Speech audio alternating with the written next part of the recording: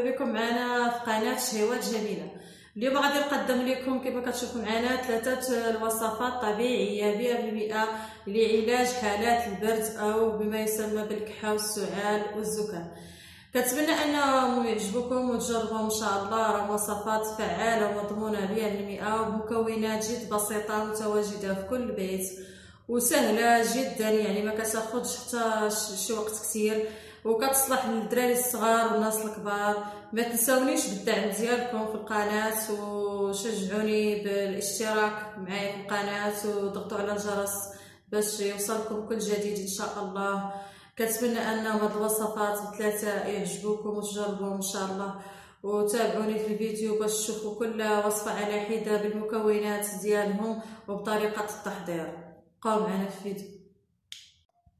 كما كتشوفوا معايا البنات، هاد الوصفه الاولى كنحتاجوا فيها مقادير طبيعيه جدا جدا.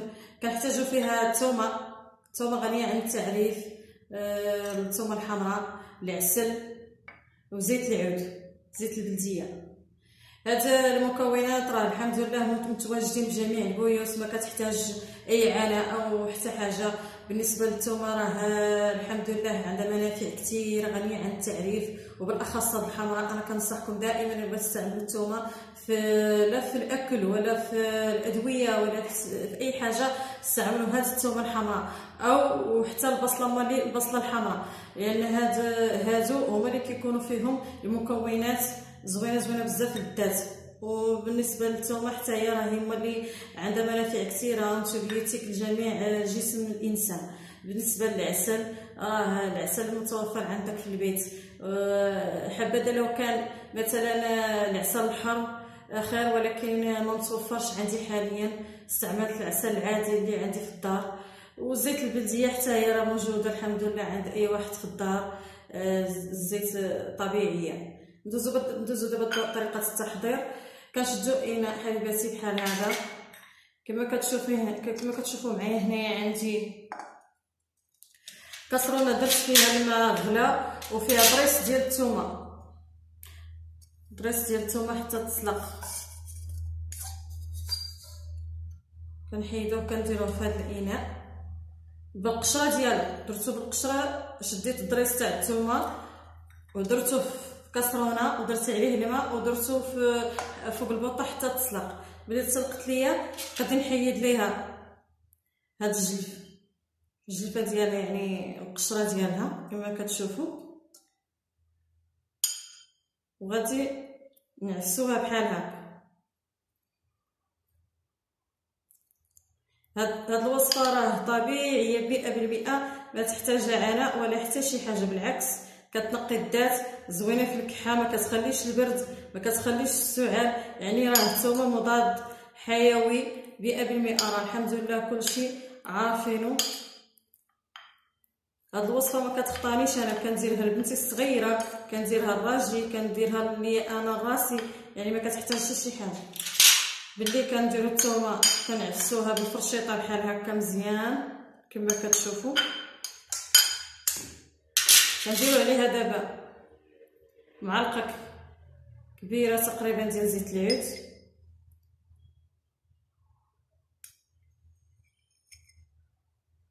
تقريبا بحال هكا كما كتلاحظوا. معلقه كبيره ديال زيت البلديه، وتقريبا نص معلقه ديال العسل كما كتلاحظوا معايا. نص معلقه ديال العسل كيبقى على حساب الذوق، يعني الانسان بلا ما يكثر من الحلاوه بزاف.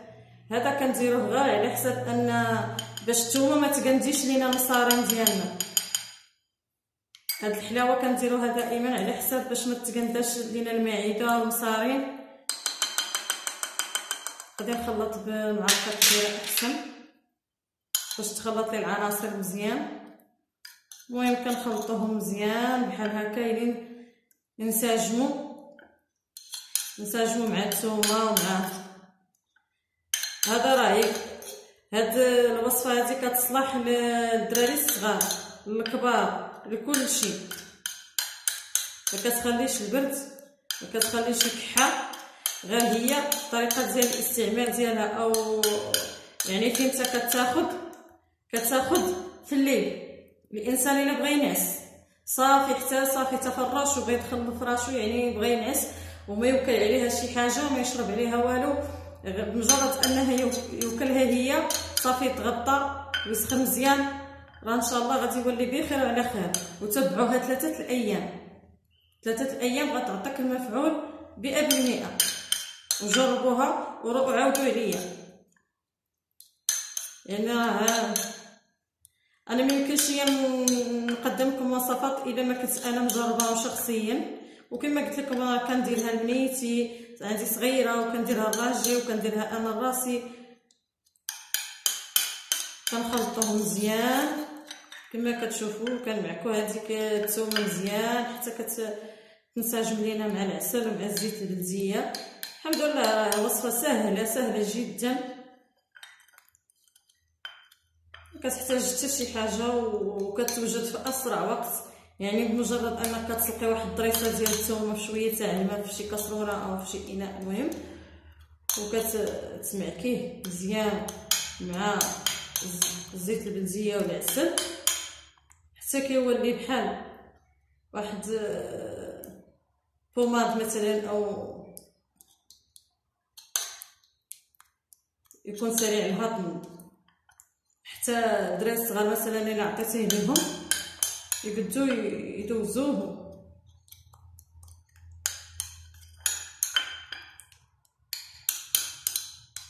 هاد الوصفه هادي راه تقدروا تعطوها حتى للدراري الصغار اللي مازال يلاه عنده 4 شهور ولا 5 شهور ولا 6 شهور، راه ما تخسر عليه حتى شي حاجه، بالعكس راه اونتيبيوتيك، خير من هذاك الانتيبيوتيك اللي تشري مثلا في الفارماسيان ولا هذا.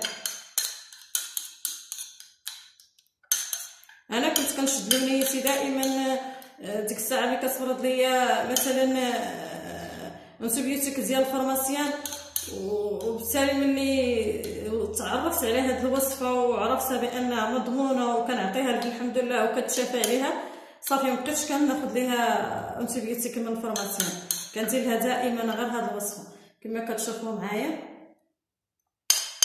هذا دابا صالح للاستعمال، كتخلوه كتصايبوه وكتحتفظوا به، تخلوه مثلا حتى الليل صافي. ملي كتعشاو وتبغوا تنعسوا تقريبا وكتوكلوا تقريبا راه فيه معلقه، هذا دابا ديال فرد واحد، معلقه دابا تقريبا كبيره. هذا مثلا ياكلو الانسان اللي كبير. بالنسبه للدري الصغير، الدراري الصغار تقريبا غدير لهم غير نص تقريبا، هذه مثلا ياكلوا فيها 2 مرات، تقريبا معلقه كبيره اللي جات. هذه هي الوصفه الاولى، كنتمنى تعجبكم وجربوها ان شاء الله، غتعطيكم مفعول ان شاء الله 100%. كونوا على يقين. بس الثومه الحمراء راه غنيه عن التعريف، راه تبارك الله فيها منافع كثيره وادويه، والزيت البلديه كذلك. المهم طافيلات ندوزو دابا للوصفه الثانيه ان شاء الله باش تعرفوا على المكونات ديالها وطريقه التحضير ومالي ديالها. وراه جميع الوصفات ان شاء الله غادي نحطهم لكم في صندوق الوصف، زوروا القناه ديالي وغتلقاو ان شاء الله جميع الوصفات. المهم حبيباتي الوصفه الثانيه فيها مكونين فقط، فيها حبه من اللفت وفيها السكر الخشن او ما يسمى بالسنيده.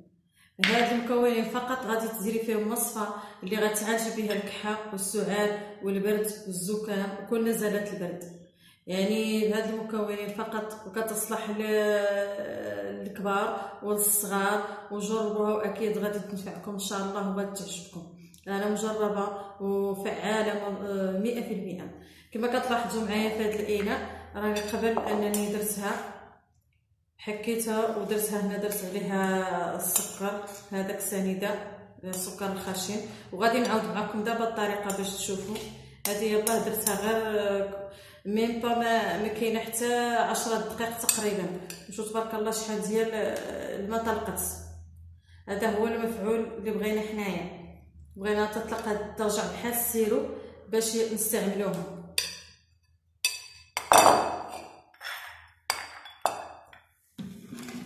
غادي ناخذ واحد الاناء باش نحتفظ بهذه اللي صايبت. ما غاديش نضيعها، غادي نستعملها ان شاء الله. وكتصلح للدراري الصغار وتصلح للكبار.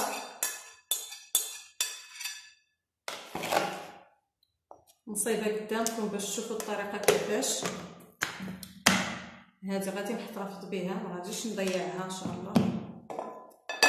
كيف كتشوفوا جبت حكاكه رقيقه. كنقوم بتقشير حبه ديال اللفت، حيدوا لها القشره.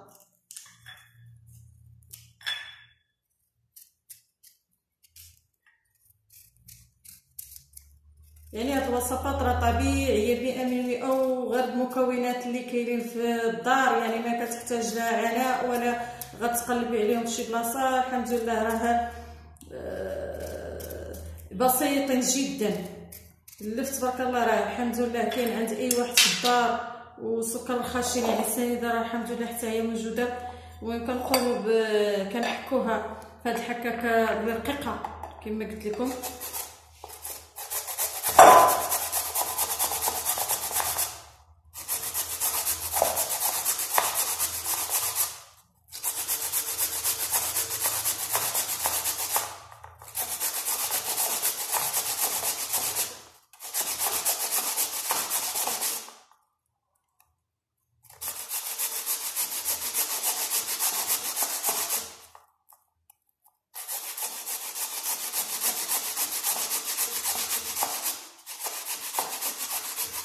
كنحكوها كامله حبه كامله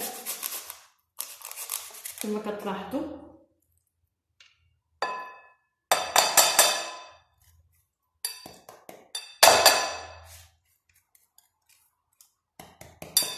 كما كتشوفوا حكيتها كامل هنا. دابا غادي نديرو عليها السكر خشن او السنيده، جوج معالق كبار ديال السنيده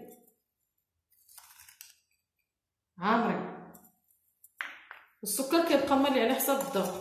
الا كان الانسان ما كيوكلش السكر بزاف يقدر يدير غير وحده، لان الانسان كاين اللي الله يحسن يعني انسان الله يشافيه، كاين اللي كيعاني من مرض السكر او المهم كنخلوها هنايا تقريبا مده ديال يمكن لك ديريها مثلا من الصباح وتخليها حتى العشيه. غادي غتستعمليها حتى هي غير بالليل، يعني غادي تاكليها غير ملي تبغي تنعسي. كان هاد الوصفات كيداروا غير الانسان اللي حتى يبغي يرقد باش يسخن والدات تستنفع منهم، ما يوكل عليهم حتى شي حاجه، ما يشرب عليهم حتى شي حاجه. الانسان حتى كياخذ بلاصتو وينعس.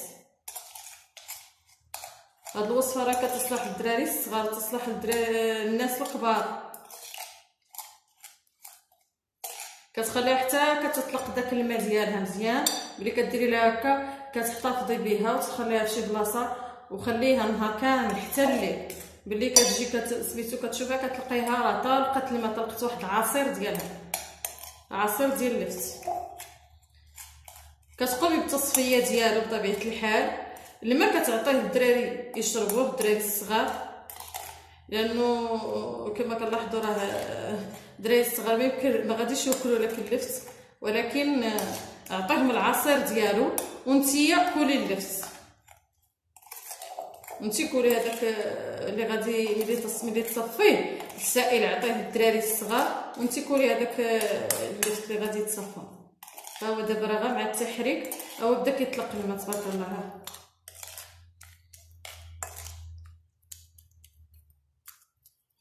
دابا غير مع التحريك راه بدا كيطلق الماء.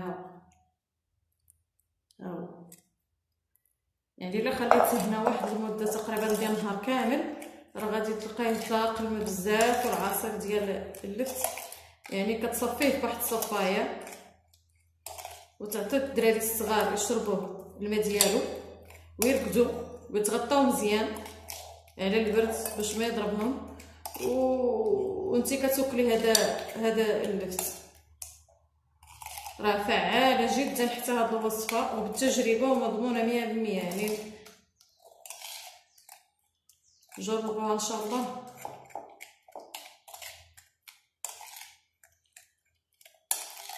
دابا غير مع التحريك راه كتطلق الماء.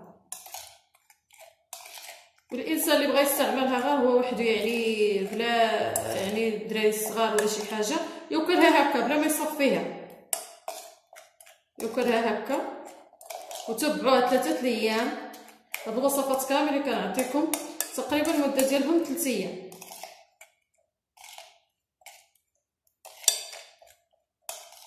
3 ايام يعطوك المفعول ديالهم ان شاء الله، وتبراي بخير وعلى خير. راه كيحيدوا الزكام ويحيدوا السعال ويحيدوا الكحه.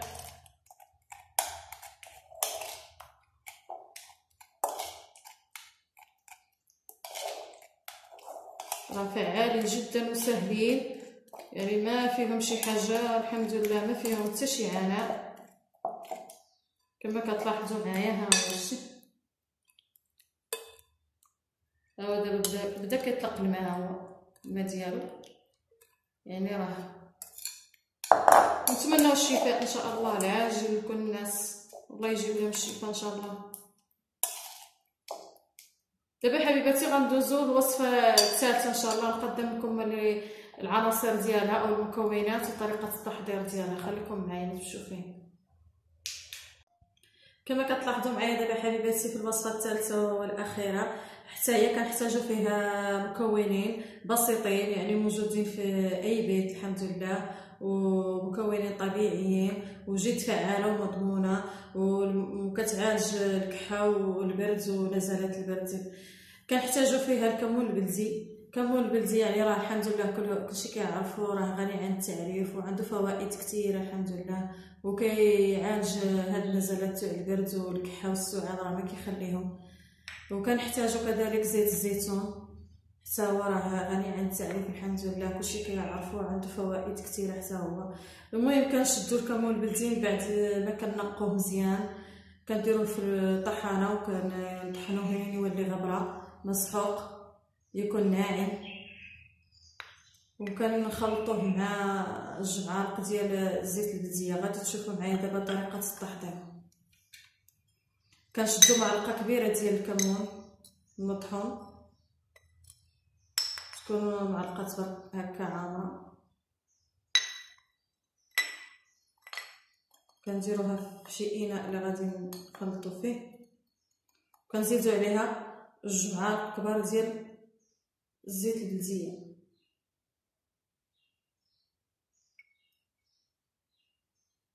2 معالق كبار عامرين ديال الزيت البلديه، وكنحركوهم مزيان حتى كينسجموا.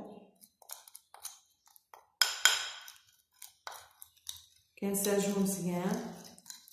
حتى هاد الوصفه فعاله جدا ومضمونه وبالتجربه، وكنستعملها حتى انايا الا قضتني الكحه ولا السعال، وزينه للدراري الصغار وزينه للكبار، ما كتخليش الكحه ما كتخليش السعال. كنتمنى تجربوها، راه زوينه وفعاله جدا وسهله، يعني غير من مكونات بسيطه متواجده الحمد لله في البيت، وتحضريها بسرعه ما كتاخذ وقت الحمد لله.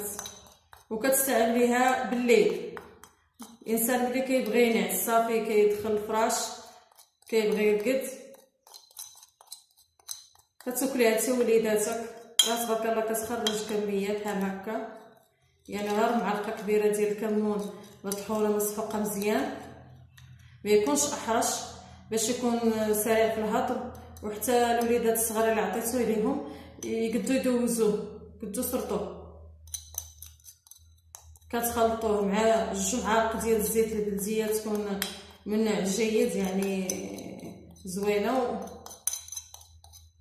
تقدري تاكلي معلقه وتعطي لوليداتك، تعطي لراجلك مثلا الا مريض. يعني الحمد لله راه فعاله وزوينه، ما كتخليش الكحه، كتنسجم مزيان العناصر.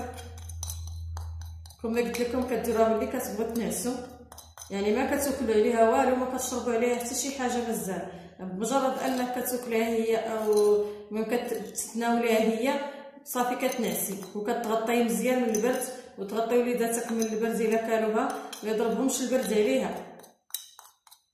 يعني راه هاد الوصفات او هاد المواد اللي كداوي بهم البرد خاص ضروري الانسان ما يخليش يضربوا البرد عليهم باش يعطوا المفعول ديالهم. وهاد الوصفه تقدري ديريها 3 الخطرات، راه الحمد لله ما تخسر عليك والو. راه الكمون البلدي الحمد لله راه زين في بزاف ديال الامراض. كنتمنى هاد الوصفات يعجبوكم وتجربوهم ان شاء الله ويعطوكم نتيجه ان شاء الله، وانا متاكده بانهم غادي يعطوكم نتيجه، لان الحمد لله راه هما اللي كنستعمل انا في البيت ديالي. يعني ما يمكنش نعطيكم شي وصفه اللي انا ما كنعرفهاش ولا اللي انا ما استعملتهاش. ونتمنى ان شاء الله يعجبوكم هاد الوصفات ب3.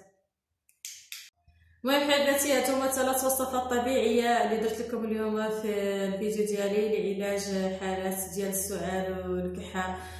كنتمنى انهم يعجبوكم وتجربوهم ان شاء الله. راه فعالين ومضمونين وبمكونات بسيطه يعني موجوده في كل بيت. كنتمنى انكم تشجعوني وتنضموا للقناه ديالي وضغطوا على الجرس باش يوصلكم كل جديد ان شاء الله. هاد الوصفات الحمد لله راه ساهلين ما كياخذوش وقت، يعني بمكونات بسيطه، يعني تقدروا ديروهم في اقل وقت ممكن، وراه فعالين جدا. يعني الوصفه الاولى راه فيها غير الثومه والعسل وزيت العود، الزيت البلديه وكمون البلدي والزيت البلديه. هنا حبه من اللفت يعني والسنيده السكر الخشن، يعني راه بسيطين جدا ما فيهم حتى شي حاجه الحمد لله. كنتمنى انكم تجربوهم وراهم فعالين ومضمونين 100% وطبيعيين 100%. ما تنساونيش الاشتراك بالقناه ديالي وضغطوا على زر الجرس باش يوصلكم كل جديد في الفيديوهات القادمه ان شاء الله. راه غادي نقدم ان شاء الله وصفات اخرى جديده، ودعموني وشجعوني باللايك. وبسلامه عليكم وتهلاو في راسكم والى اللقاء بحول الله.